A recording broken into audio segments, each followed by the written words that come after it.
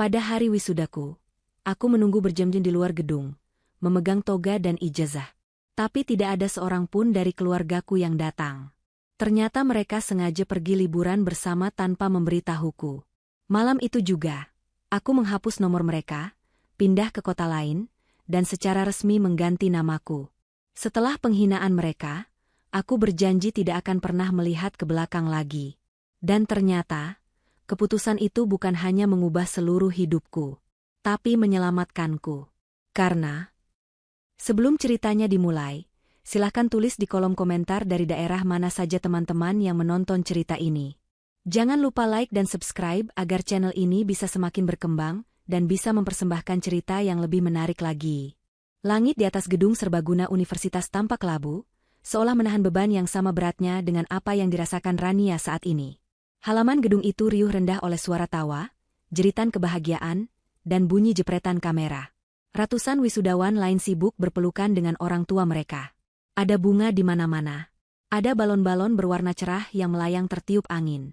Bau parfum mahal bercampur dengan aroma keringat dan bunga mawar yang mulai layu. Di tengah keramaian itu, Rania berdiri mematung di dekat pilar besar pintu masuk. Ia memegang map tabung berisi ijazah dengan predikat pujian di tangan kanan, sementara tangan kirinya mencengkeram ujung jubah wisuda yang mulai kusut. Ia sudah berdiri di sana selama 4 jam. Kakinya yang dibalut sepatu hak tinggi murah mulai terasa mati rasa. Riasan wajahnya yang ia poles sendiri pagi-pagi buta mungkin sudah mulai luntur, karena udara lembab sebelum hujan. Namun, Rania tidak berani beranjak. Ia takut jika ia pergi ke kamar kecil atau mencari tempat duduk, keluarganya akan datang dan tidak menemukannya. Ia telah mengirimkan lokasi terkini di grup pesan keluarga sejak subuh. Ia juga sudah menelepon Ibu Santi, Pak Broto, dan Lukman berkali-kali, namun tidak ada satupun yang diangkat. Pesan-pesannya hanya berakhir dengan tanda centang 2 abu-abu, atau bahkan hanya 1 centang. Rania menarik napas panjang, mencoba menghalau rasa sesak yang mulai menjalar di dadanya. Ia melihat seorang teman sekelasnya, gadis yang nilainya biasa-biasa saja, sedang dihadiahi buket uang raksasa oleh ayahnya. Ayah teman itu mencium kening putrinya dengan bangga, sementara ibunya sibuk merapikan topi toga sang anak. Pemandangan itu begitu menyakitkan bagi Rania. Ia ingat bagaimana ia harus memohon kepada Pak Broto untuk membayar uang semester terakhirnya. Ia ingat bagaimana ia harus bekerja paruh waktu di perpustakaan kampus, hingga malam hari demi menabung untuk biaya wisuda ini. Ia tidak meminta buket uang. Ia tidak meminta hadiah mobil. Ia hanya meminta mereka hadir. Hanya itu. Sekadar berdiri di sampingnya, tersenyum sebentar untuk difoto, agar Rania bisa merasa bahwa ia adalah bagian dari keluarga Broto. Gerimis mulai turun. Satu persatu, titik air membasahi aspal dan membuat orang-orang berlarian mencari tempat berteduh atau membuka payung. Rania mundur sedikit ke selasar gedung, namun matanya tetap nanar menatap gerbang masuk kendaraan. Mungkin macet, pikirnya menghibur diri. Jalanan menuju kampus memang selalu macet saat hari wisuda. Mungkin mobil ayah mogok. Atau mungkin Ibu Santi terlalu lama berdandan sehingga mereka terlambat. Rania terus menciptakan alasan-alasan di kepalanya, menolak mempercayai insting kecil di hatinya yang berteriak bahwa mereka tidak akan datang. Waktu menunjukkan pukul 2 siang. Acara wisuda sudah selesai sejak pukul 11. Gedung mulai sepi. Hanya tinggal petugas kebersihan yang mulai menyapu sampah plastik dan kelopak bunga yang berserakan. Perut Rania berbunyi nyaring. Ia belum makan apapun sejak kemarin malam, karena terlalu gugup menyambut hari ini. Ia merogoh tas kecilnya, mengambil ponsel pintarnya yang layarnya sudah retak di bagian sudut. Ia membuka aplikasi media sosial, berharap menemukan petunjuk. Jantungnya berdegup kencang saat melihat lingkaran merah di foto profil akun Lukman. Kakaknya baru saja mengunggah cerita baru 5 menit yang lalu. Dengan jari gemetar, Rania menekan lingkaran itu. Layar ponselnya menampilkan sebuah video pendek. Di sana, di bawah terik matahari yang menyilaukan, Lukman sedang memegang gelas koktail. Latar belakangnya bukan kemacetan jalanan kota, melainkan deburan ombak pantai pasir putih dan pohon kelapa. Kamera kemudian bergeser, memperlihatkan Ibu Santi yang sedang tertawa lebar menggunakan kacamata hitam besar dan topi pantai lebar. Di sebelahnya, Pak Broto sedang bersantai di kursi jemur sambil menikmati pijatan. Terdengar suara Lukman yang riang berteriak, "Liburan keluarga ke Bali. Akhirnya bebas dari acara membosankan." Dunia Rania runtuh seketika. Suara hujan yang semakin deras seolah menjadi senyap. Telinganya berdengung hebat. Tulang-tulangnya terasa ditarik paksa dari persendian. Mereka tidak terjebak macet. Mereka tidak lupa. Mereka sengaja pergi. Mereka merencanakan liburan ini tepat di hari wisudanya. Bagi mereka, pencapaian terbesar dalam hidup Rania hanyalah acara membosankan yang pantas ditinggalkan demi pantai dan pijatan. Rania menatap layar ponselnya nanar. Tidak ada rasa bersalah di wajah mereka. Ibu Santi terlihat sangat bahagia, jauh lebih bahagia daripada saat berada di rumah. Pak Broto tampak tenang. Lukman terlihat puas. Mereka adalah keluarga yang sempurna tanpa Rania. Air mata yang sejak tadi ia tahan tidak jadi jatuh. Rasa sedih yang mendalam tiba-tiba berganti menjadi sesuatu yang dingin dan keras. Hatinya membeku. Rania merasa ada sesuatu yang mati di dalam dirinya saat itu juga. Harapannya, kasih sayangnya, kerinduannya akan pengakuan mereka, semuanya hangus terbakar oleh api kemarahan yang tenang.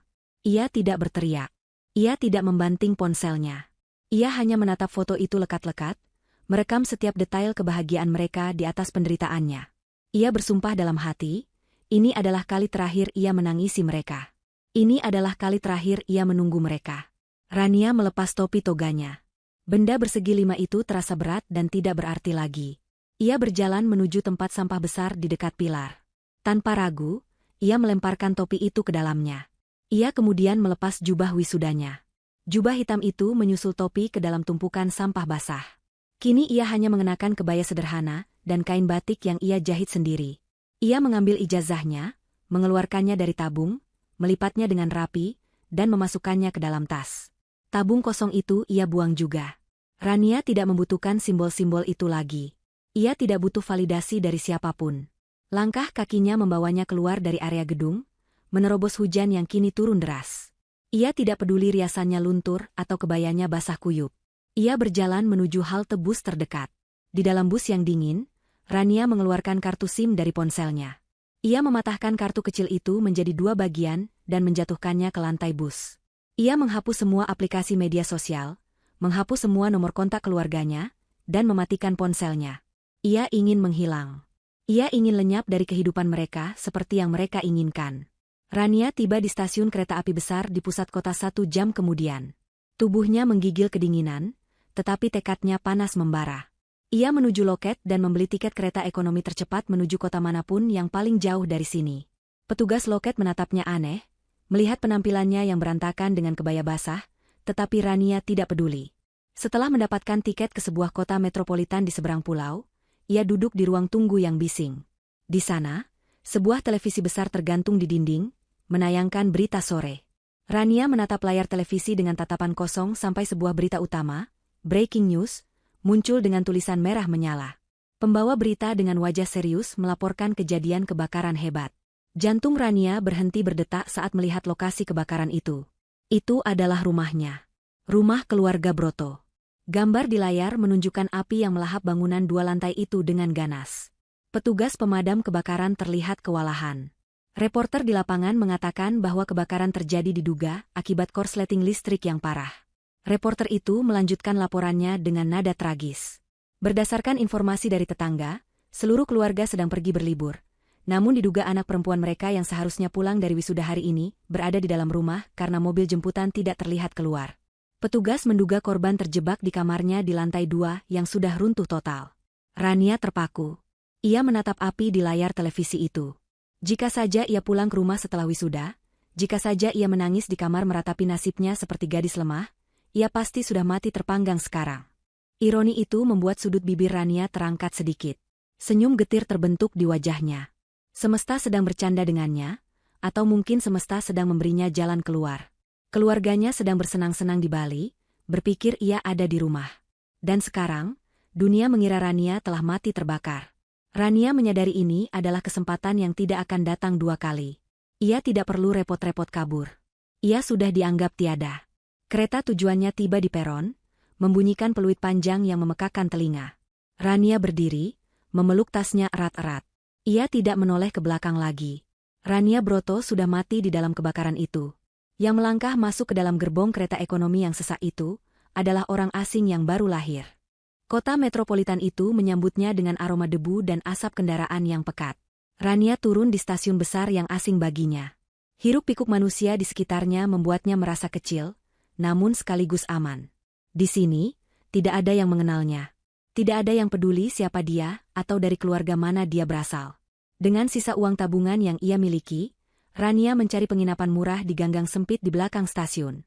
Ia menemukan sebuah kamar kecil yang lembab dengan kasur busa tipis dan kipas angin yang berbunyi berisik. Pemilik kos, seorang wanita tua yang cerewet, tidak banyak bertanya saat Rania membayar tunai untuk 1 bulan. Ia hanya meminta nama. Rania terdiam sejenak sebelum menjawab singkat. Vira. Hari-hari pertama adalah yang paling berat. Vira, nama barunya, harus bertahan hidup dengan berhemat luar biasa. Ia makan mie instan 2 kali sehari dan minum air keran yang dimasak ulang.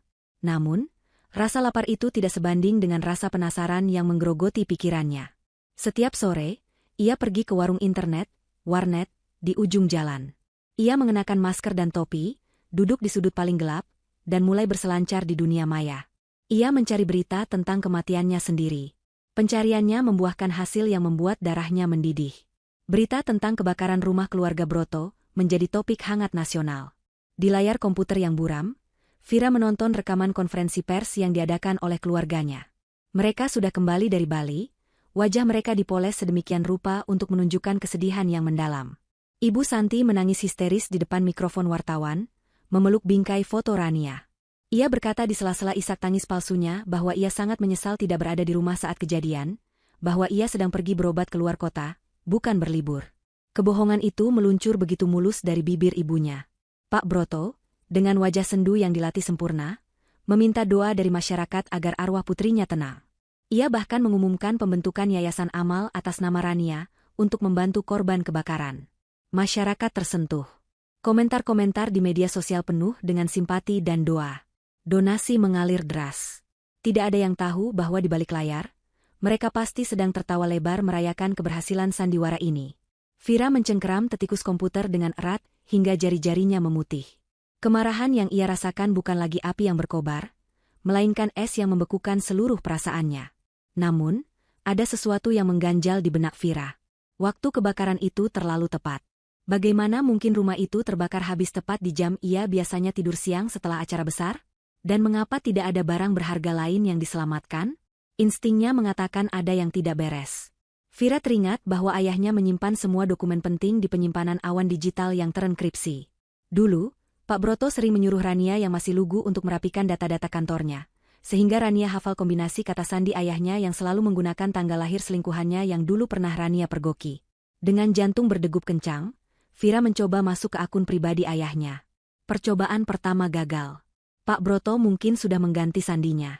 Vira mencoba kombinasi lain, tanggal ulang tahun Lukman. Gagal lagi. Vira memejamkan mata, berpikir keras. Apa yang paling dipedulikan ayahnya? Uang. Tanggal pertama kali perusahaan ayahnya mendapatkan proyek besar. Vira mengetikkan angka-angka itu. Layar berkedip, lalu terbuka. Folder-folder rahasia terpampang di depan matanya. Vira menelusuri folder demi folder dengan cepat, takut jika ada notifikasi masuk ke ponsel ayahnya. Matanya terbelalak saat menemukan sebuah folder bernama Asuransi R. Di dalamnya, terdapat dokumen polis asuransi jiwa atas nama Rania dengan nilai klaim yang fantastis, mencapai puluhan miliar rupiah. Polis itu baru saja diperbarui 6 bulan lalu dengan klausul yang mencakup kematian akibat kecelakaan rumah tangga dan kebakaran. Yang lebih mengerikan, Vira menemukan bukti percakapan surel antara ayahnya dan seseorang yang tidak dikenal, membahas tentang pembersihan lokasi dan waktu yang tepat. Tanggal surel itu adalah 1 minggu sebelum wisuda. Vira menutup mulutnya dengan tangan, menahan mual. Tubuhnya gemetar hebat. Ini bukan sekadar penelantaran. Ini bukan sekadar ketidakhadiran di wisuda. Ini adalah rencana pembunuhan. Keluarganya sengaja pergi ke Bali bukan hanya untuk bersenang-senang, tetapi untuk menciptakan alibi. Mereka meninggalkan Rania sendirian di rumah, berharap gadis itu pulang, tidur kelelahan, dan mati terbakar bersama rumah tua yang sudah mereka asuransikan juga.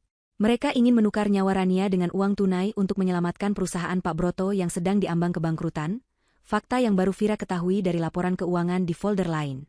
Air mata menetes di pipi Vira, tapi bukan air mata kesedihan. Itu adalah air mata realisasi. Selama ini ia mengira dirinya hanya tidak dicintai. Ternyata, ia adalah komoditas. Ia adalah ternak yang dibesarkan untuk disembelih pada waktu yang tepat. Fakta bahwa ia selamat hanyalah sebuah kebetulan, karena ia memilih untuk menunggu di kampus seperti orang bodoh. Kekecewaannya pada mereka hari itu telah menyelamatkan nyawanya. Malam itu, Vira tidak pulang ke kosnya. Ia berjalan menyusuri jalanan kota yang dingin. Ia melihat pantulan dirinya di kaca sebuah toko pakaian. Gadis di cermin itu terlihat lemah, kusam, dan menyedihkan. Rania yang lama memang pantas mati. Rania yang naif, yang memohon kasih sayang, yang selalu mengalah, sudah tidak ada gunanya. Vira menatap bayangannya tajam-tajam. Ia bersumpah akan mengubah segalanya. Ia tidak akan hanya bertahan hidup. Ia akan tumbuh, menjadi kuat, dan kembali untuk mengambil apa yang menjadi haknya. Keesokan harinya, Vira mulai bergerak. Ia menggunakan keahlian akuntansinya yang cemerlang, yang membuatnya lulus dengan nilai terbaik, untuk mencari pekerjaan. Bukan di perusahaan besar yang akan memeriksa latar belakangnya dengan ketat, tetapi di kantor-kantor kecil yang membutuhkan jasa pembukuan cepat. Ia bekerja siang malam, mengumpulkan uang receh demi receh. Ia mulai mengubah penampilannya. Ia memotong rambutnya, mulai mengenakan hijab untuk menutupi ciri fisiknya, dan agar tidak mudah dikenali jika bertemu orang masa lalu. Ia membeli kacamata dengan bingkai tebal. Ia melatih cara bicaranya, menghilangkan logat daerahnya, dan menggantinya dengan intonasi yang tegas dan dingin. Vira juga mulai belajar tentang hukum dan bisnis secara otodidak melalui buku-buku bekas. Ia mempelajari celah-celah kejahatan ayahnya. Ia menyusun rencana jangka panjang. Ia tahu ia tidak bisa melawan mereka sekarang. Ia hanyalah butiran debu dibandingkan kekuasaan uang asuransi yang kini dipegang keluarga Broto. Ia butuh waktu. Ia butuh posisi. Ia butuh menjadi seseorang yang tidak bisa disentuh. Bulan berganti tahun. Berita tentang kematian Rania perlahan menghilang tertimbun berita-berita baru. Keluarga Broto semakin kaya raya. Perusahaan mereka bangkit dari kubur berkat suntikan dana segar dari kematian putri mereka. Mereka sering muncul di majalah bisnis, dipuji sebagai keluarga pengusaha yang tangguh menghadapi cobaan. Vira menggunting setiap artikel tentang mereka dan menempelnya di dinding kamar kosnya yang kini sudah sedikit lebih layak. Wajah-wajah tersenyum itu menjadi bahan bakarnya setiap pagi. 5 tahun berlalu. Vira, yang kini telah resmi memiliki identitas baru sebagai Safira, berdiri di depan cermin apartemen mewahnya di pusat kota. Tidak ada lagi gadis lusuh. Yang ada adalah wanita muda yang anggun, berhijab modis dengan gaya eksekutif, tatapan matanya tajam dan penuh percaya diri. Ia baru saja diterima sebagai auditor senior di sebuah firma akuntansi internasional yang terkenal kejam dan tidak bisa disuap. Dan klien pertamanya minggu depan adalah sebuah perusahaan yang sedang bersiap untuk melantai di bursa saham, sebuah perusahaan bernama Broto Corp. Safira tersenyum tipis, merapikan letak bros di kerudungnya. Waktunya telah tiba. Permainan baru saja dimulai. 5 tahun adalah waktu yang cukup lama untuk mengubah nasib seseorang. Dan bagi Safira, 5 tahun adalah waktu yang ia gunakan untuk menempa dirinya menjadi senjata. Pagi itu, kota Jakarta tampak sibuk seperti biasa. Gedung-gedung pencakar langit berlomba menyentuh awan, dan di salah satu gedung tertinggi di kawasan bisnis segitiga emas, Safira melangkah turun dari mobil sedan hitam mengkilap. Penampilannya sangat berbeda dari gadis lusuh yang dulu berdiri kedinginan di stasiun kereta. Ia mengenakan setelan blazer berwarna krem yang dipotong sempurna mengikuti tubuhnya, dipadukan dengan celana bahan yang elegan dan hijab berbahan sutra berwarna senada yang membingkai wajahnya dengan rapi. Sepatu hak tingginya mengetuk lantai marmer lobi gedung dengan irama yang tegas dan mengintimidasi. Safira bukan lagi Rania yang penakut. Ia kini adalah auditor senior di firma akuntansi global yang paling ditakuti oleh perusahaan-perusahaan nakal. Reputasinya di dunia bisnis adalah sebagai wanita besi yang tidak memiliki belas kasihan terhadap kesalahan sekecil apapun. Hari ini, ia mendapatkan tugas yang sudah ia nantikan selama bertahun-tahun. Klien barunya adalah Broto Corp, perusahaan keluarga yang bangkit dari kebangkrutan secara ajaib 5 tahun lalu dan kini berencana untuk melantai di bursa saham melalui proses penawaran umum perdana atau IPO. Safira tahu persis dari mana modal kebangkitan itu berasal. Setiap tiang beton di gedung ini, setiap lembar saham yang mereka banggakan, semuanya dibangun di atas uang kematiannya. Ia berjalan menuju meja resepsionis dengan wajah datar tanpa ekspresi. Petugas keamanan dan resepsionis yang melihatnya refleks menegakkan punggung, terintimidasi oleh aura dominan yang dipancarkan Safira.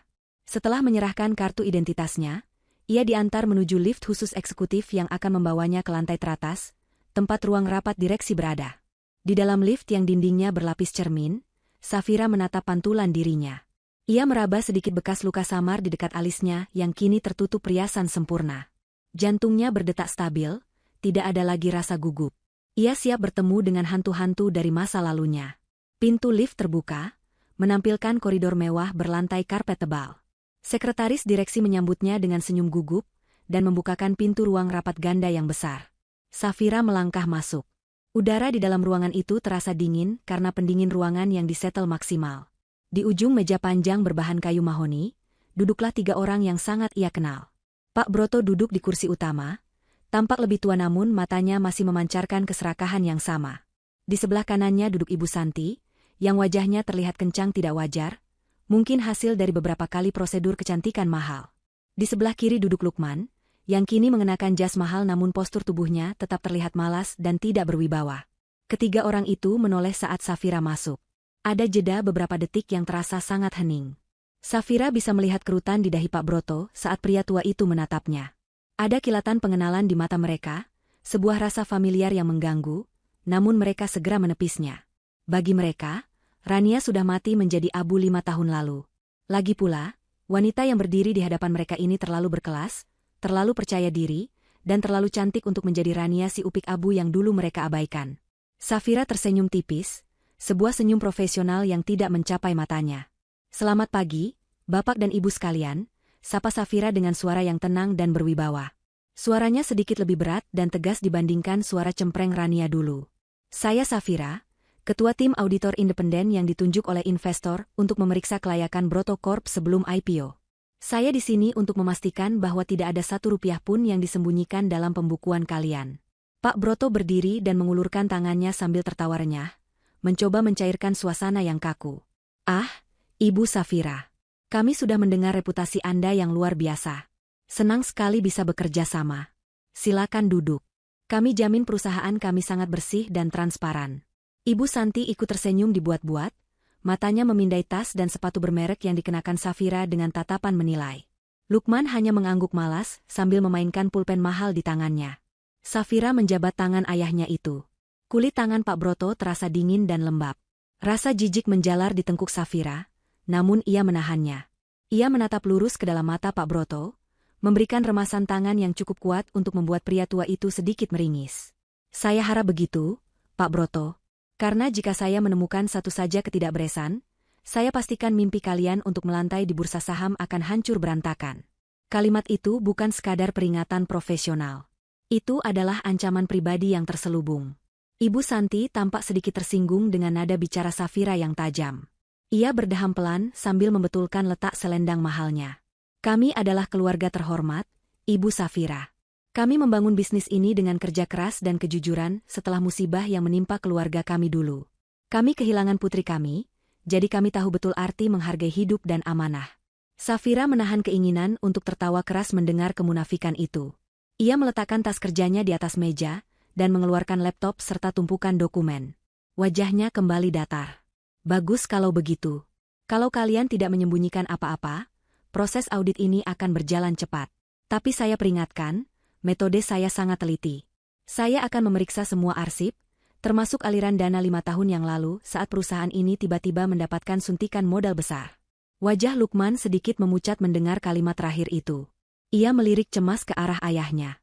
Pak Broto tetap tenang, meskipun senyumnya sedikit memudar. "Tentu saja, silakan diperiksa.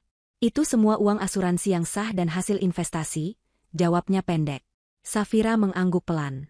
Ia membuka laptopnya, siap untuk memulai perang. Ia ada di dalam kandang singa sekarang, tapi kali ini, ia yang memegang cambuknya. Proses audit dimulai hari itu juga. Safira tidak membuang waktu. Ia meminta disediakan ruangan khusus di kantor Broto Corp dan menuntut akses penuh ke semua data server perusahaan. Selama seminggu pertama, Safira membuat kehidupan keluarga Broto seperti neraka. Ia datang paling pagi dan pulang paling malam, memaksa staf keuangan dan Lukman, yang menjabat sebagai direktur keuangan, untuk meladeninya. Safira sengaja bersikap perfeksionis yang menyebalkan. Ia meminta dokumen fisik yang sudah berdebu dari gudang, menyuruh Lukman mencari kwitansi-kwitansi remeh yang hilang, dan mempertanyakan setiap pengeluaran sekecil apapun. Lukman adalah target utamanya di tahap awal ini. Safira tahu kakaknya itu lemah, tidak teliti, dan mudah panik. Setiap kali Lukman menyerahkan laporan, Safira akan mencoret-coretnya dengan tinta merah dan melemparkannya kembali ke meja dengan tatapan merendahkan. "Ini sampah, Pak Lukman. Bagaimana Anda bisa menjadi direktur keuangan jika menghitung neraca sederhana saja tidak becus?" Lulusan mana Anda sebenarnya? Cemooh Safira di depan staf lain. Wajah Lukman merah pada menahan malu dan amarah, tapi ia tidak berani melawan karena nasib IPO ada di tangan Safira. Tekanan mental yang diberikan Safira mulai membuahkan hasil. Lukman mulai sering terlihat minum alkohol di ruang kerjanya. Ia menjadi paranoid dan sering bertengkar dengan ayahnya di lorong kantor. Safira menikmati pertunjukan itu dari balik pintu ruangannya yang setengah terbuka. Keluarga yang dulu terlihat solid dalam kejahatan itu, kini mulai retak karena tekanan pekerjaan. Namun, tujuan utama Safira bukan hanya membuat mereka stres. Ia sedang mencari bukti konkret. Ia tahu uang asuransi kematiannya adalah modal awal, tapi ia butuh bukti aliran dana yang menghubungkan mereka dengan tindakan kriminal pembakaran rumah itu. Di minggu kedua, saat lembur sendirian di kantor Broto Corp yang sepi, Safira berhasil meretas masuk lapisan terdalam server pribadi Pak Broto yang terhubung dengan jaringan kantor. Orang tua itu cukup cerdik untuk tidak menyimpan bukti di komputer yang mudah diakses. Tapi ia terlalu sombong untuk menghapusnya secara permanen. Pak Broto memiliki kebiasaan menyimpan trofi kemenangan berupa arsip digital. Safira menelusuri folder-folder lama bertahun 2020, tahun di mana ia wisuda. Matanya menangkap sebuah transaksi mencurigakan yang tercatat dalam buku besar bayangan yang disembunyikan. Ada pengeluaran sebesar 500 juta rupiah pada tanggal yang sama dengan hari wisudanya. Keterangan transaksinya hanya bertuliskan jasa konsultasi keamanan. Safira menelusuri nomor rekening penerima dana tersebut. Dengan keahlian forensik digitalnya, ia menemukan bahwa rekening itu milik seseorang bernama Joko, seorang residivis kasus pembakaran yang kini sudah meninggal di penjara karena sakit.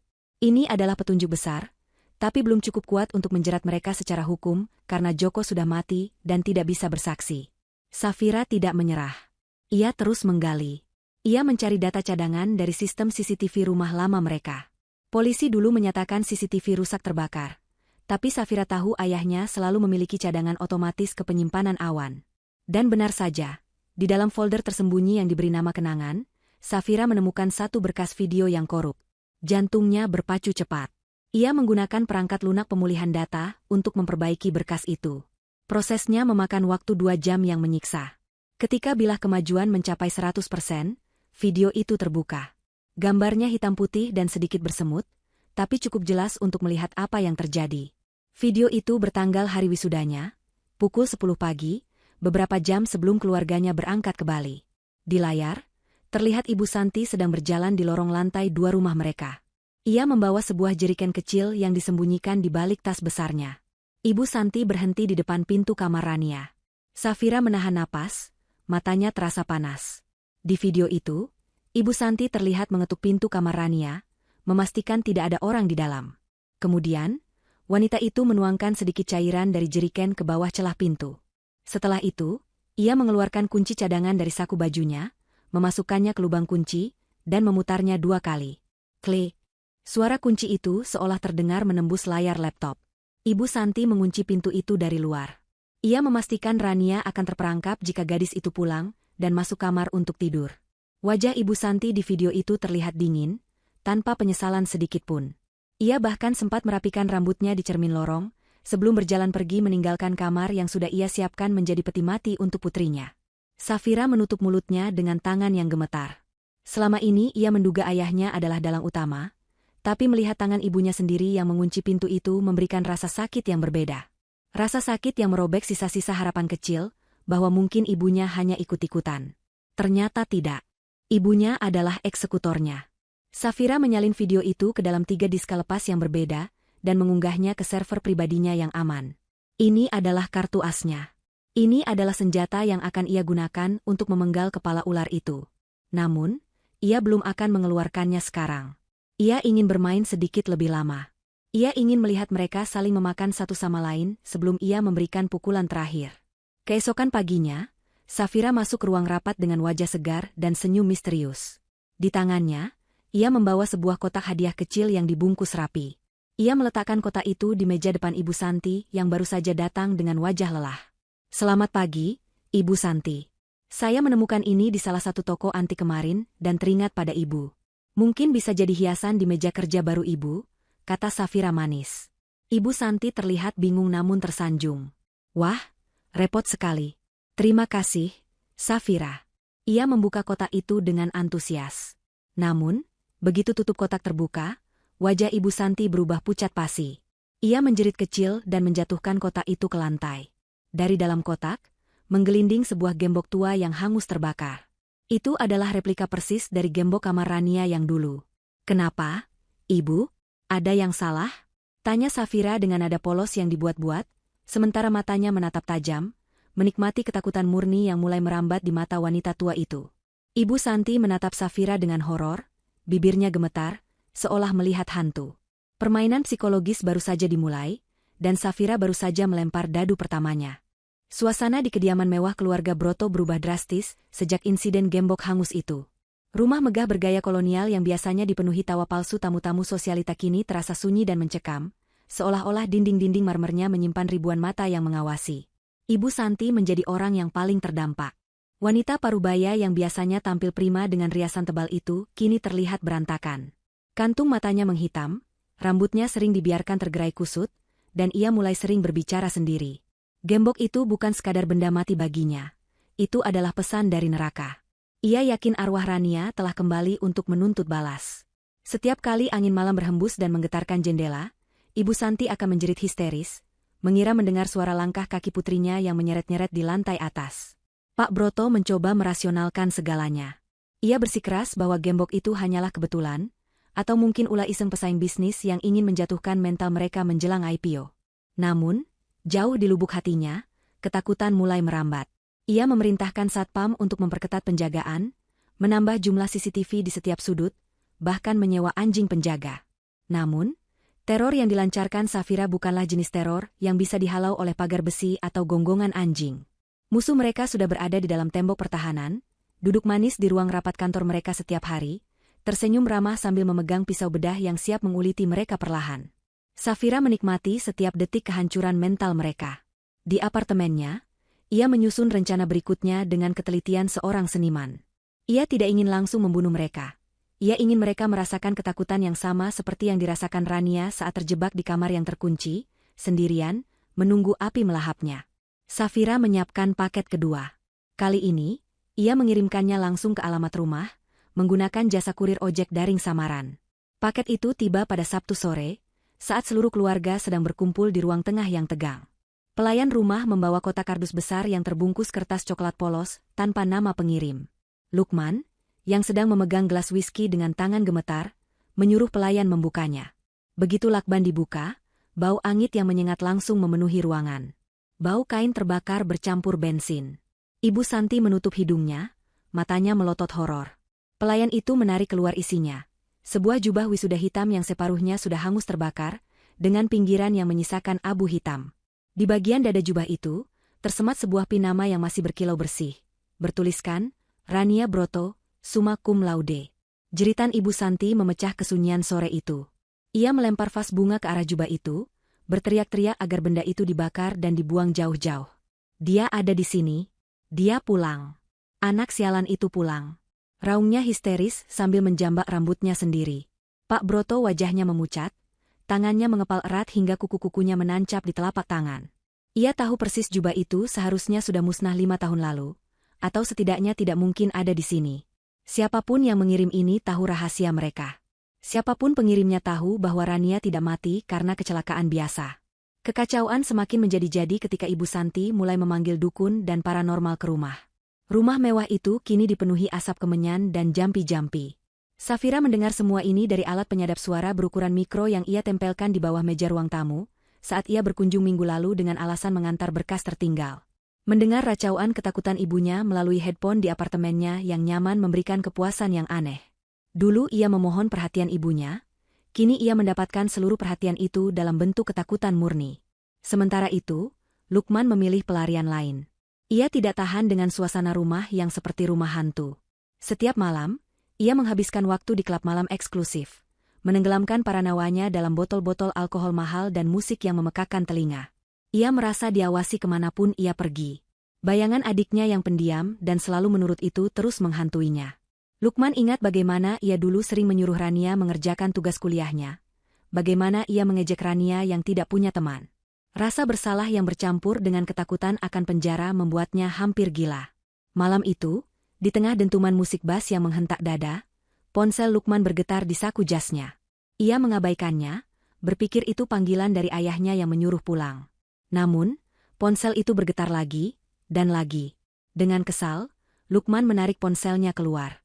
Matanya menyipit karena mabuk, mencoba memfokuskan pandangan pada layar yang terang di tengah kegelapan gelap. Notifikasi WhatsApp muncul. Tidak ada nama kontak, hanya deretan nomor yang terasa sangat familiar di ingatan masa lalunya. Itu nomor lama Rania. Nomor yang sudah mati 5 tahun lalu. Jantung Lukman seolah berhenti berdetak. Keringat dingin mengucur deras di pelipisnya, menetralkan efek alkohol seketika. Dengan jari gemetar hebat, ia membuka pesan itu. Hanya ada satu kalimat pendek, namun dampaknya seperti hantaman palu godam di kepalanya. Wisudaku belum selesai, Kak. Kapan kakak mau datang menjemputku? Lukman melempar ponselnya ke meja seolah benda itu baru saja berubah menjadi ular berbisa. Ia mundur terhuyung-huyung, menabrak pelayan yang membawa nampan minuman. Gelas-gelas pecah berantakan, tapi Lukman tidak peduli. Napasnya memburu. Matanya liar mencari ke sekeliling kelab yang padat. Apakah Rania ada di sini? Apakah dia bersembunyi di antara kerumunan orang yang sedang menari? Lukman merasa sesak napas. Ia berlari keluar dari kelab, menerobos kerumunan, muntah di pinggir jalan trotoar. Di bawah lampu jalan yang remang-remang, ia menyadari satu hal yang mengerikan. Rania belum mati. Atau jika dia sudah mati, hantunya memiliki akses ke teknologi seluler, dan itu jauh lebih menakutkan. Teror ini nyata, dan targetnya bukan hanya kewarasan mereka, tapi nyawa mereka. Di seberang jalan, di dalam sebuah mobil sedan hitam yang terparkir di area gelap, Safira menurunkan kaca jendela sedikit. Ia menatap sosok kakaknya yang menyedihkan sedang berlutut di aspal sambil menangis ketakutan. Safira mematikan ponsel keduanya, ponsel yang baru saja ia gunakan untuk mengirim pesan teror itu, menggunakan nomor virtual yang ia manipulasi agar terlihat seperti nomor lama Rania. Wajahnya datar, tanpa belas kasihan. Satu target sudah retak. Tinggal sedikit lagi dorongan untuk membuatnya hancur berkeping-keping. Matahari pagi menembus tirai jendela kantor Brotocorp, namun tidak membawa kehangatan bagi Lukman. Ia duduk di kursinya dengan wajah kusut, sisa mabuk semalam masih terasa menyengat di kepalanya. Di hadapannya, Safira duduk dengan postur tegak sempurna, segar bugar, seolah tidak terjadi apa-apa. Di atas meja di antara mereka, tergeletak sebuah map merah tebal. Pintu ruangan tertutup rapat. Safira meminta pertemuan empat mata dengan Lukman dengan alasan membahas temuan audit sensitif, sebelum dilaporkan ke Pak Broto. Lukman yang masih terguncang teror semalam hanya menurut seperti kerbau dicocok hidung. Pak Lukman, suara Safira memecah keheningan, nadanya formal namun tajam. Saya menemukan sesuatu yang sangat menarik saat memeriksa arus kas departemen yang Bapak pimpin. Ada ketidakcocokan data yang cukup masif selama 2 tahun terakhir. Dana operasional dipindahkan ke rekening-rekening luar negeri yang tidak terdaftar sebagai vendor perusahaan. Safira membuka map itu dan menyodorkan lembar-lembar bukti transaksi. Mata Lukman membelalak. Itu adalah bukti transfer judinya. Bukti pembayaran gaya hidup mewahnya, pembelian mobil sport atas nama pacarnya, dan tagihan kartu kredit yang membengkak. Selama ini Lukman diam-diam mencuri uang perusahaan ayahnya, berpikir bahwa sebagai anak pemilik, ia berhak melakukannya. Ia juga yakin pembukuan ganda yang ia buat cukup rapi untuk mengelabui auditor manapun. Ia salah besar. Di hadapan Safira, trik akuntansinya tak lebih dari coretan anak TK. Ini bisa saya jelaskan, Ibu Safira. Ini hanya pinjaman sementara. Saya berniat mengembalikannya setelah bonus IPO cair. Lukman tergagap, keringat dingin kembali membasahi kemejanya. Ia tahu ayahnya tidak tahu soal ini. Jika Pak Broto tahu ia mencuri miliaran rupiah di saat perusahaan sedang diaudit ketat, ayahnya akan murka. Pak Broto mungkin menyayanginya, tapi Pak Broto lebih mencintai uangnya. Safira tersenyum miring, sebuah senyuman yang membuat nyali Lukman menciut. Penggelapan dana perusahaan senilai 15 miliar rupiah. Dalam hukum pidana, ini ancaman penjaranya cukup lama, Pak Lukman. Dan jika investor tahu, IPO batal, dan Bapak akan dituntut ganti rugi yang mustahil Bapak bayar. Karir Bapak tamat. Hidup mewah Bapak selesai. Bapak akan membusuk di sel penjara yang sempit, panas, dan bau. Lukman merosot di kursinya, wajahnya pucat pasi. Tolong jangan laporkan ini ke Papa atau investor. Saya akan lakukan apa saja. Tolong bantu saya, Ibu Safira. Kita bisa atur ini, kan? Berapa yang Ibu minta? Saya akan bayar. Safira tertawa pelan, tawa yang dingin dan menusuk. Saya tidak butuh uang receh Bapak. Gaji saya di firma sudah lebih dari cukup untuk membeli harga diri Bapak.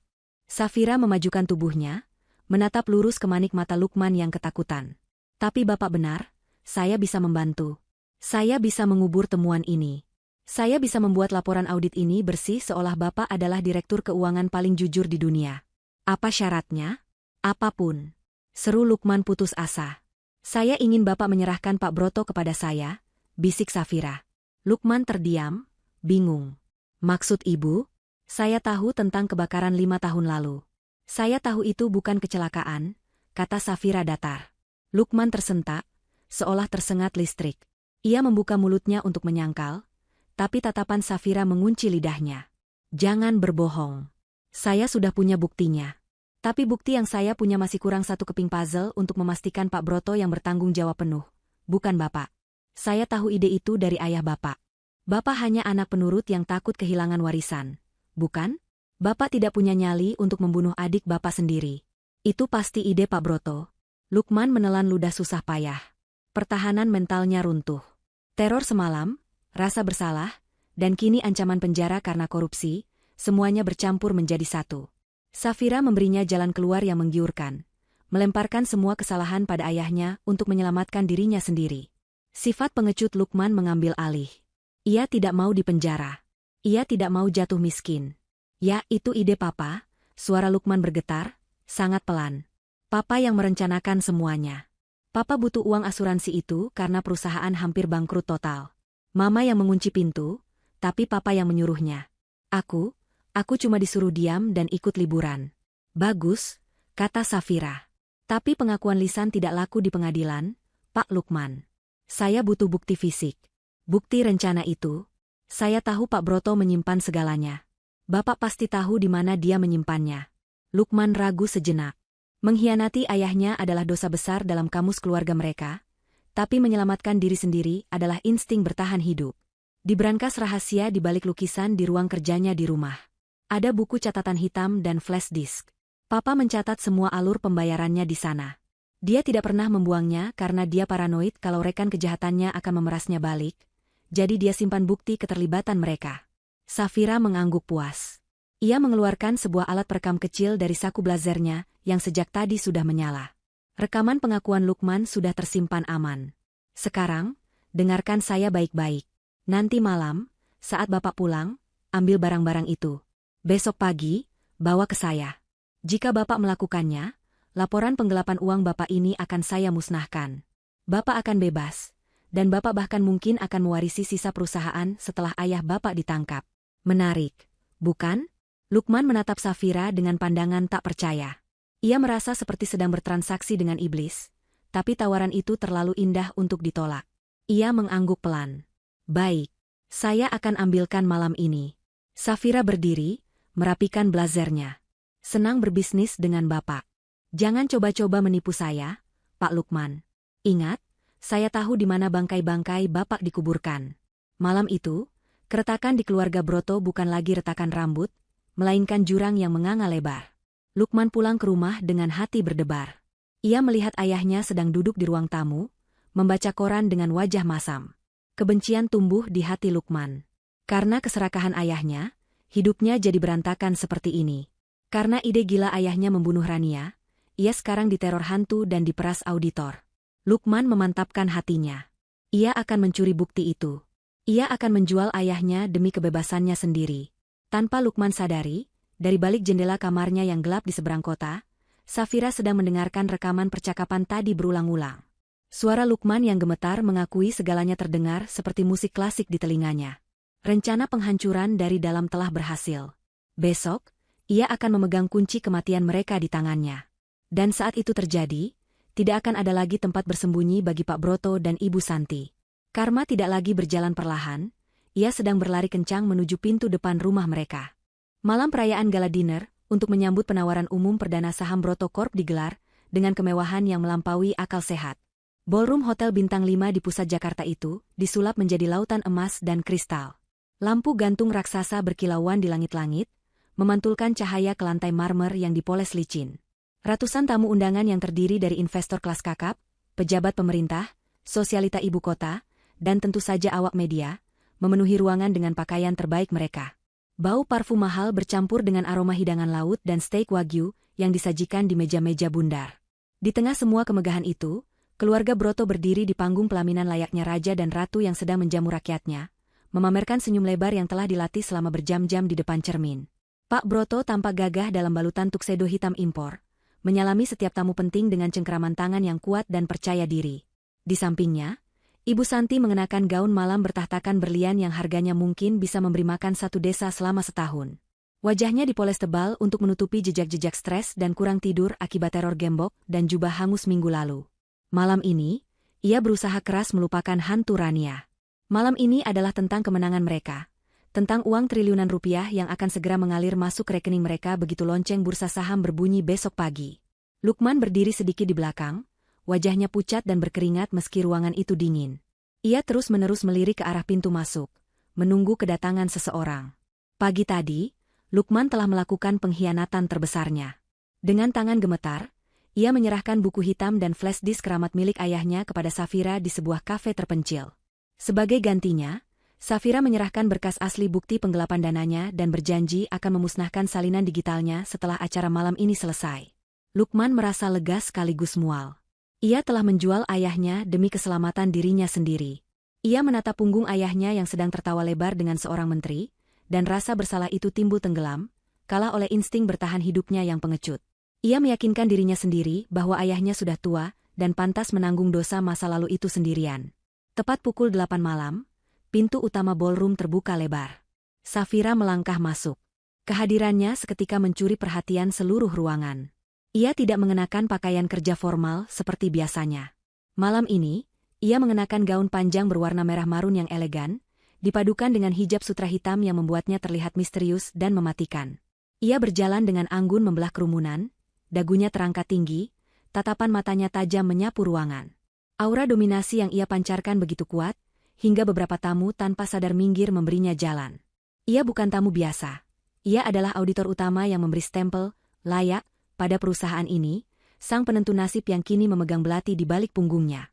Pak Broto melambaikan tangan dari panggung, memanggil Safira untuk bergabung di meja VIP paling depan. "Ah, Ibu Safira, pahlawan kita malam ini," seru Pak Broto melalui pengeras suara, membuat semua mata tertuju pada Safira.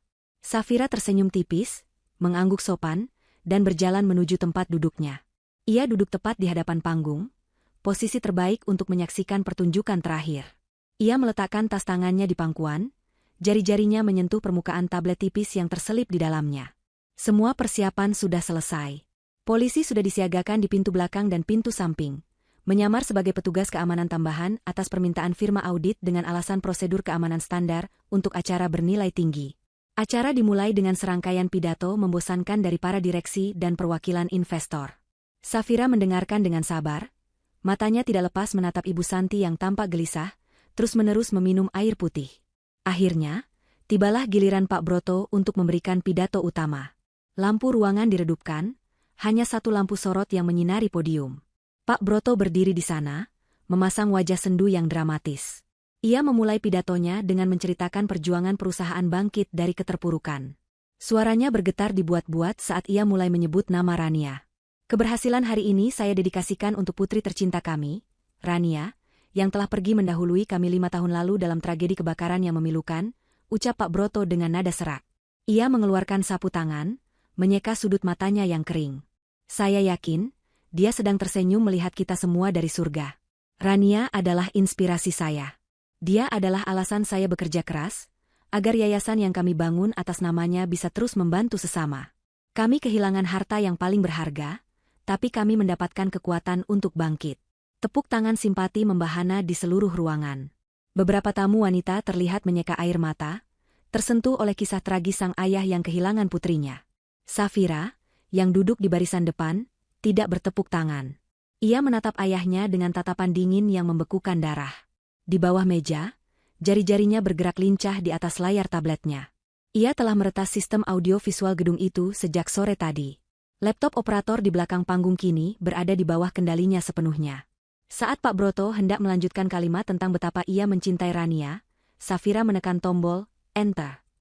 Tiba-tiba, layar LED raksasa di belakang panggung berkedip. Grafik saham yang tadinya ditampilkan menghilang, digantikan oleh suara statis yang keras dan memekakan telinga. Para tamu menutup telinga mereka, bingung. Pak Broto menoleh ke belakang, mengetuk-ngetuk mikrofon, mengira ada gangguan teknis. "Maaf, ada sedikit kendala teknis, tolong operator diperbaiki," ucapnya gugup. Namun, layar itu tidak mati. Justru, layar itu mulai menampilkan sebuah video hitam putih yang buram namun jelas. Video CCTV lorong rumah 5 tahun lalu. Hening menyelimuti ruangan. Ribuan pasang mata menatap layar raksasa itu. Di sana, terlihat jelas sosok Ibu Santi yang masih muda, membawa jeriken bensin. Video itu diputar dengan kecepatan normal. Semua orang bisa melihat dengan jelas saat Ibu Santi menuangkan cairan itu di bawah pintu kamar, lalu memasukkan kunci dan memutarnya. Suara, klik, kunci yang diperkuat oleh sistem suara gedung terdengar seperti ledakan bom di telinga para tamu. Di video itu juga ada penanda waktu dan tanggal yang sesuai dengan hari kematian Rania. Belum sempat keterkejutan itu mereda, tampilan layar berganti. Kali ini bukan video, melainkan pindaian dokumen-dokumen dari buku hitam Pak Broto dan bukti transfer bank. Di layar terpampang jelas mutasi rekening Pak Broto ke rekening atas nama Joko si pembakar rumah, lengkap dengan catatan memo, pelunasan jasa pembersihan rumah Rania. Di sebelahnya, muncul salinan polis asuransi jiwa Rania yang dicairkan seminggu setelah kejadian, dengan tanda tangan Pak Broto yang menyetujui klaim kematian akibat kelalaian. Keriuhan meledak seketika. Jeritan, bisik-bisik ngeri, dan seruan kemarahan bercampur aduk. Para investor berdiri, wajah mereka merah padam karena merasa ditipu. Wartawan yang tadinya mengantuk kini berlarian ke depan panggung. Kamera mereka memotret layar raksasa itu bertubi-tubi. Lampu kilat kamera mengubah suasana menjadi kacau balau. Pak Broto mundur terhuyung-huyung, wajahnya pucat pasi seperti mayat. Ia menatap layar itu dengan mulut menganga, tidak percaya bahwa rahasia tergelapnya kini menjadi tontonan publik. Ibu Santi menjerit histeris, menutup wajahnya dengan tangan, lalu jatuh pingsan di kursi pelaminan, namun tidak ada yang menolongnya. Lukman, yang melihat kehancuran itu, mencoba menyelinap turun dari panggung untuk kabur, namun kakinya lemas. Ia menyadari bahwa meskipun ia memberikan bukti itu, ia tetap akan terseret arus kehancuran ini. Di tengah kekacauan itu, hanya satu orang yang duduk tenang. Safira menyesap jus jeruknya perlahan, menikmati pemandangan runtuhnya sebuah kerajaan yang dibangun di atas abu tulangnya sendiri. Panggung sandiwara keluarga bahagia itu telah runtuh, dan tirai kebenaran telah tersingkap dengan cara yang paling brutal. Kekacauan di dalam ballroom mencapai puncaknya. Suara sirine polisi mulai terdengar meraung-raung dari luar lobi hotel, menembus dinding-dinding kedap suara. Para petugas keamanan hotel kewalahan menahan para investor yang marah dan mencoba naik ke panggung untuk meminta pertanggungjawaban.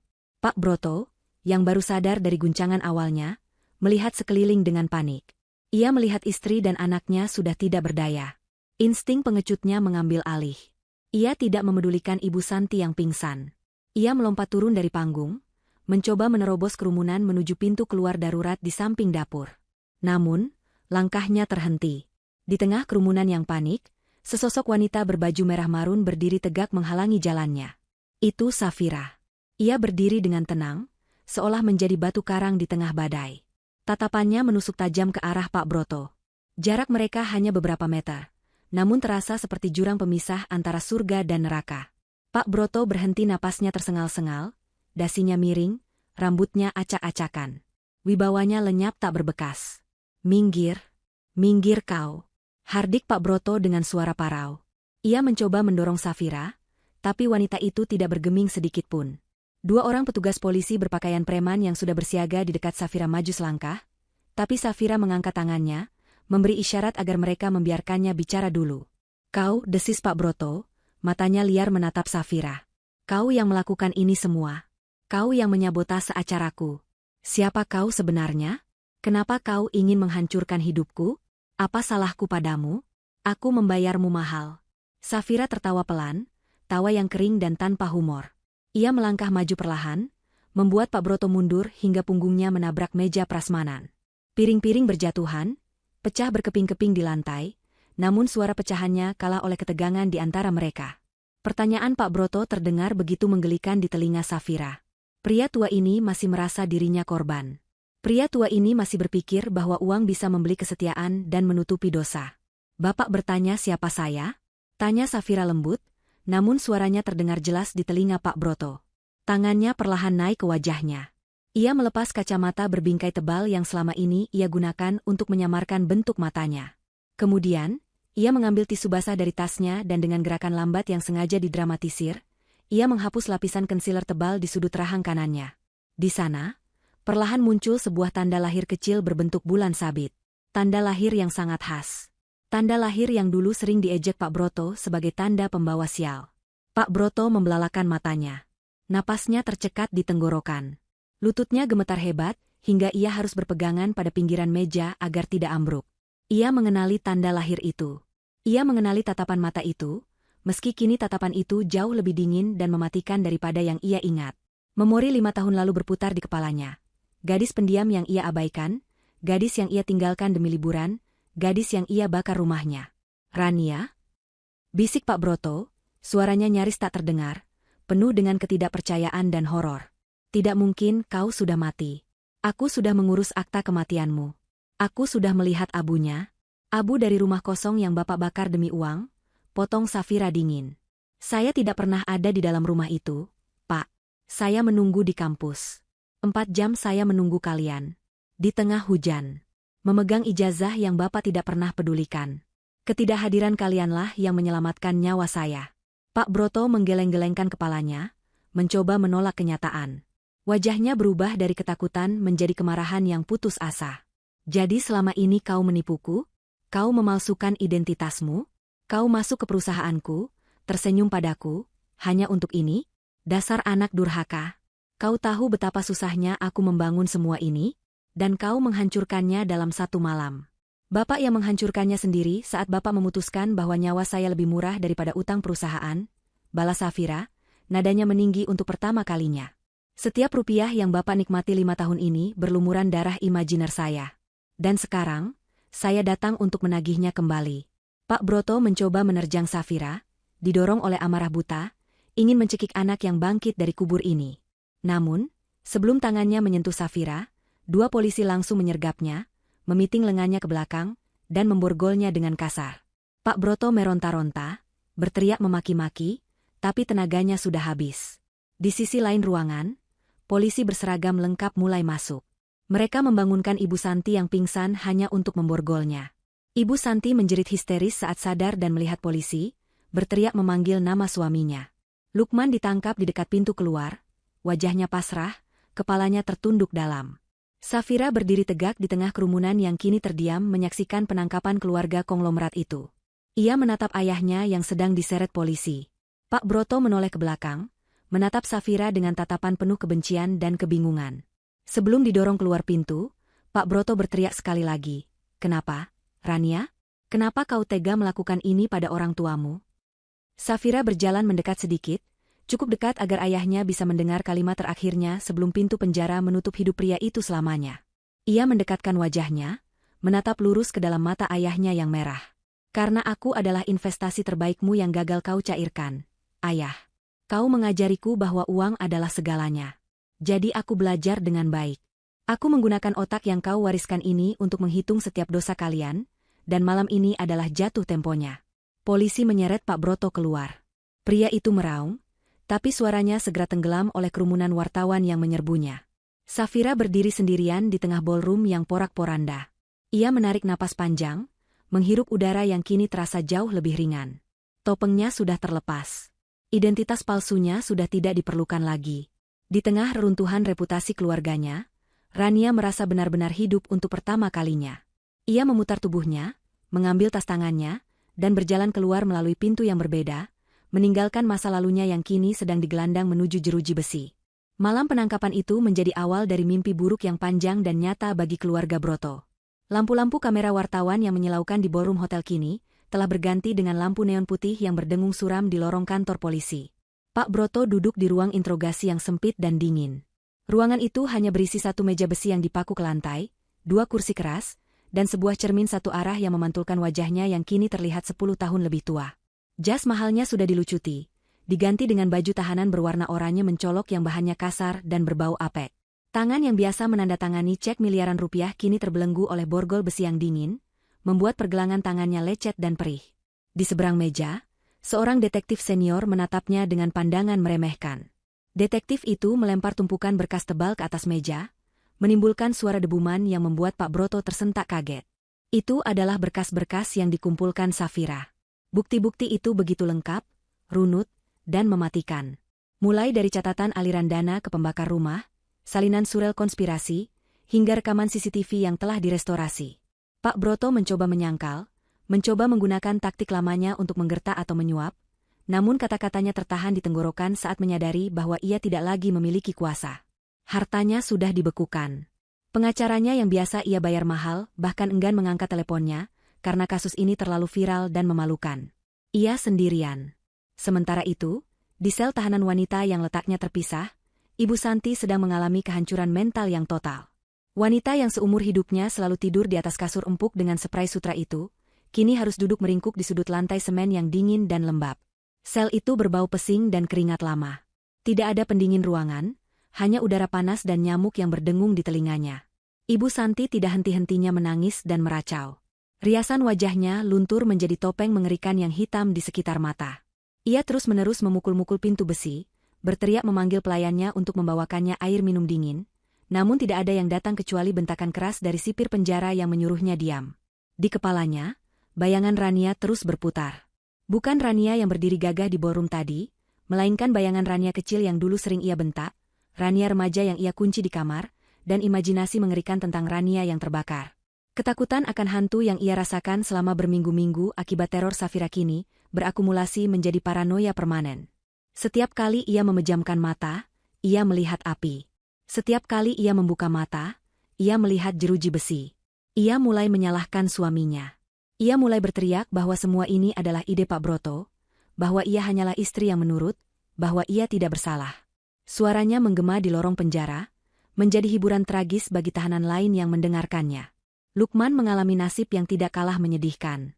Ia ditempatkan di sel yang penuh sesak bersama para pelaku kriminal jalanan.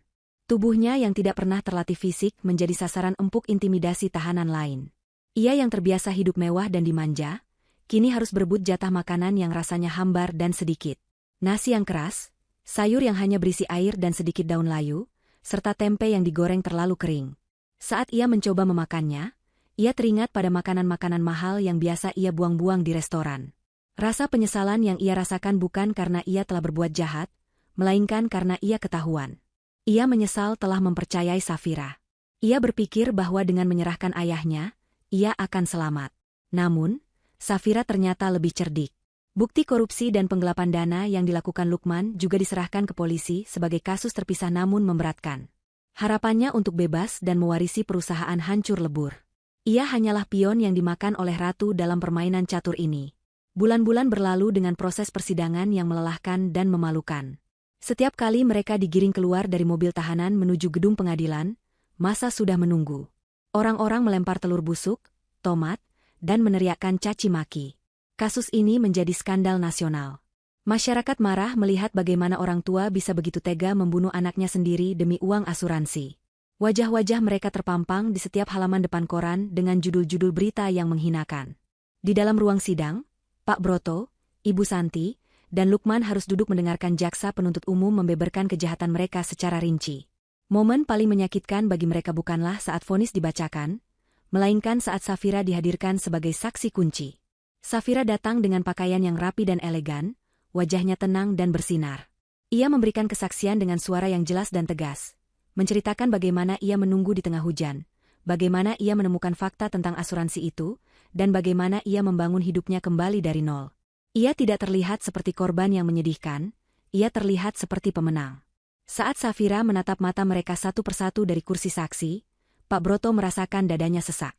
Ia melihat produk didikannya yang paling sukses justru adalah anak yang ia buang. Kecerdasan Rania, ketenangan Rania, dan kekejaman Rania dalam membalas dendam adalah cerminan dari sifat Pak Broto sendiri, namun dalam versi yang jauh lebih sempurna. Hakim akhirnya menjatuhkan vonis. Palu diketuk dengan suara yang menggema ke seluruh penjuru ruangan, menjadi lonceng kematian bagi masa depan keluarga Broto. Pak Broto divonis penjara seumur hidup atas tuduhan percobaan pembunuhan berencana tingkat 1 dan penipuan asuransi skala besar. Ibu Santi mendapatkan hukuman 20 tahun penjara sebagai eksekutor lapangan. Lukman divonis 15 tahun penjara atas tuduhan persekongkolan jahat dan penggelapan dana korporasi. Tidak ada keringanan hukuman. Tidak ada belas kasihan. Harta benda mereka disita seluruhnya oleh negara untuk mengganti kerugian investor dan denda pidana.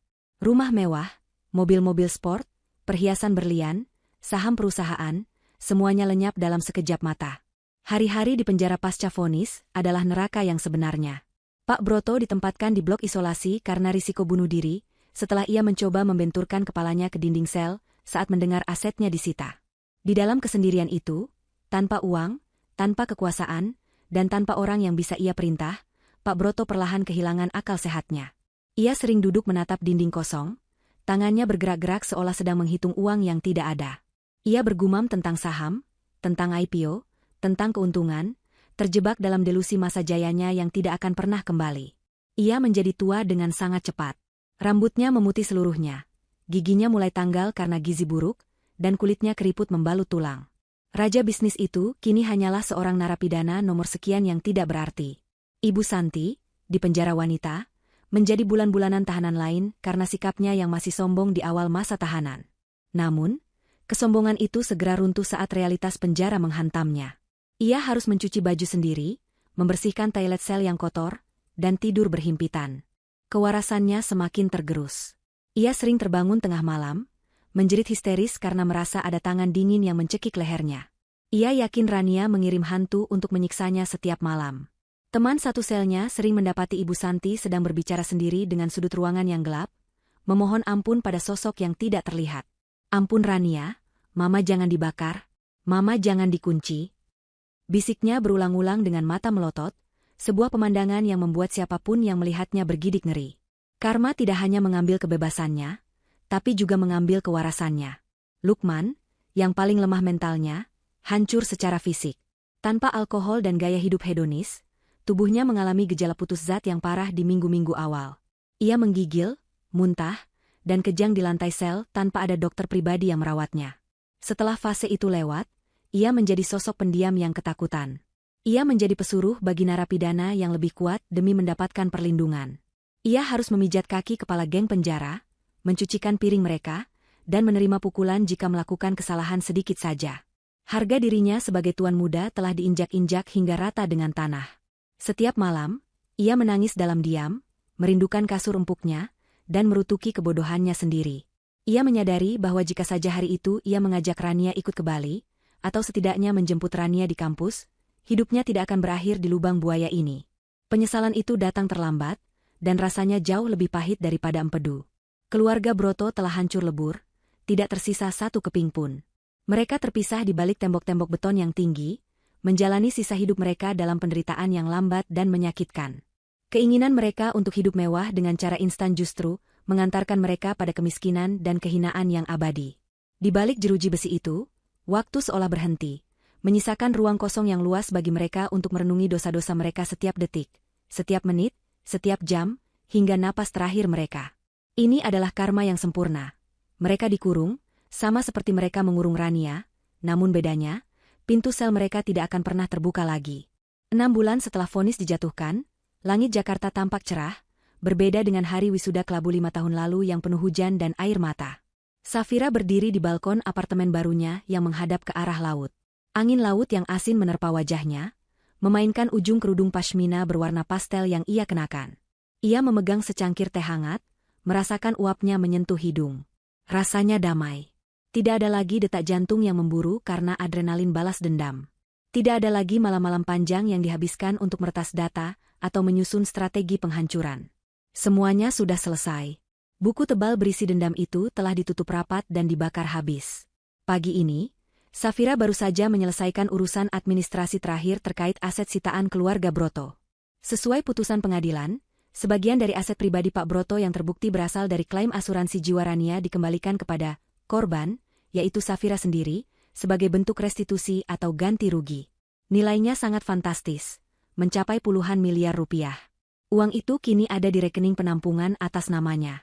Bagi banyak orang, uang sebanyak itu adalah tiket menuju kehidupan mewah seumur hidup. Itu adalah uang yang dulu sangat didewakan oleh ayahnya, uang yang membuat ibunya rela menjadi pembunuh, dan uang yang membuat kakaknya menjadi pengkhianat. Namun bagi Safira, uang itu berbau darah. Ia tidak bisa menyentuhnya untuk kepentingan pribadi. Menggunakan uang itu sama saja dengan memvalidasi kejahatan mereka. Ia tidak ingin hidup dari hasil penjualan nyawanya sendiri. Safira meletakkan cangkir tehnya, mengambil tas tangannya, dan berjalan keluar apartemen. Ia mengemudikan mobilnya membelah kemacetan Jakarta menuju pinggiran kota, ke sebuah daerah yang jauh dari hiruk-pikuk gedung pencakar langit.